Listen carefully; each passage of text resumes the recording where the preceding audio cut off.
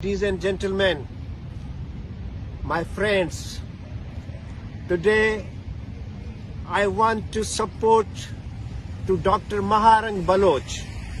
I give the guarantee to Dr. Mahrang Baloch as a Sufi, as a human rights defender, and on behalf of the Sindhi people, that from the United States of America, on January 24th, I am going to walk from the Capitol Hill to the State Department.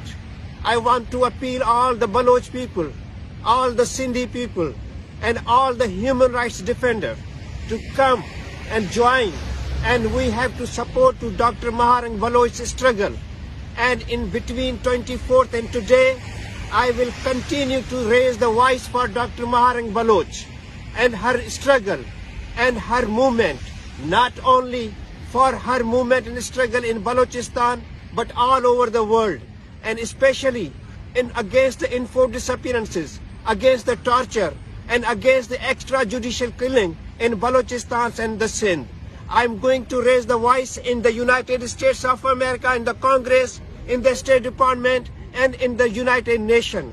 I can give the guarantee that we will not remain silent until Sindh and Balochistan get freedom. Thank you very much.